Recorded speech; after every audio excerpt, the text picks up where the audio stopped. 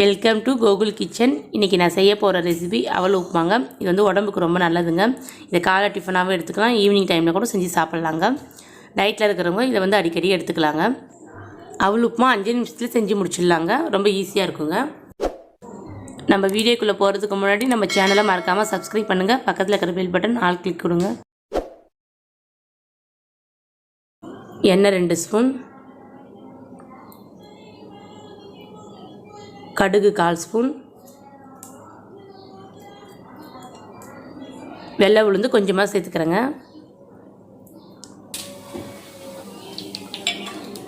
கடுகு பொரிஞ்சு வருதுங்க. கடலைப்பருப்பு 1/2 ஸ்பூன். கடலைப்பருப்பு நல்லா பொன்னிறமாக வரட்டுங்க.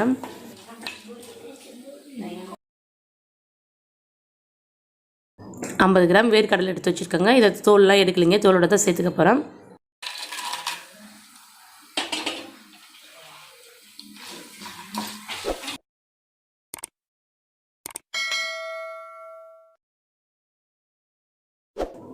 வேர்க்கடலை எண்ணெயில் ஒரு 2 செகண்ட் நல்லா வறுத்து எடுங்க, கொஞ்சம் கலர் வரட்டுங்க.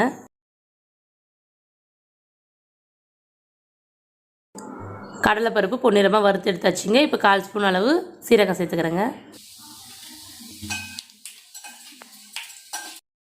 2 காஞ்ச மிளகாய் கிள்ளி வச்சுருக்கேங்க, அதை இப்போ சேர்த்துக்கிறேன்.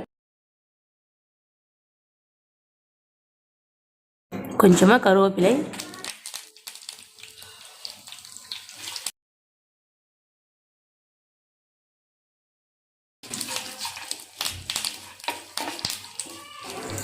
பெரிய சைஸ் வெங்காயம் 1, பச்சை மிளகாய் 2 பொடிசாக கட் பண்ணி வச்சுருக்கோங்க, அதை இப்போ சேர்த்துக்கிறேன்.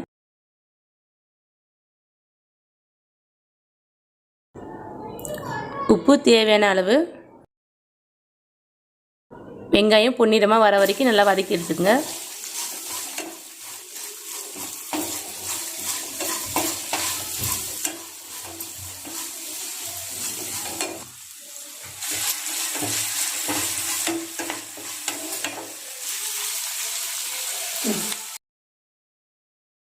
அவல் வந்து நான் 1 கப் அளவு எடுத்துருக்கேங்க. உங்களுக்கு தேவையான அளவு எடுத்துக்கோங்க.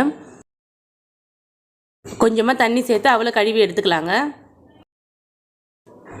அவலை வந்து நம்ம இந்த மாதிரி அலசி எடுத்துக்கணுங்க. அப்போ தான் மேலே இருக்க அதில் தூசியெல்லாம் நம்மளுக்கு சுத்தமாகி வருங்க.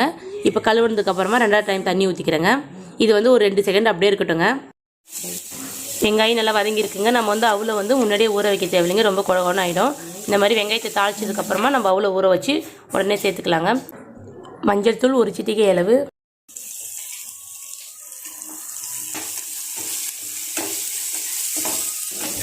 மஞ்சள் தூள் சேர்த்ததுக்கப்புறம் நல்லா மிக்ஸ் பண்ணி விடுங்க. இப்போ அவளை நம்ம வந்து புழிஞ்சி சேர்த்துக்கலாங்க. அப்போ தான் நம்மளுக்கு குருணே கிடைக்குங்க. உப்புமா வந்து நல்லாயிருக்கும் சாப்பிடவும். நம்மளுக்கு 6 நாளும் ட்ரை ஆகாதுங்க.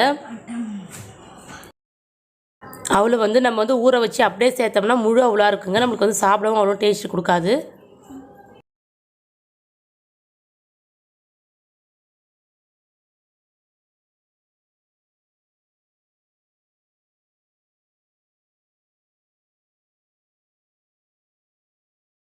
அவளை நல்லா கிண்டி விடுங்க. அவளோட வெங்காயம் கடலைப்பருப்பு எல்லாமே சேர்ந்து மிக்ஸ் ஆகி வரட்டுங்க.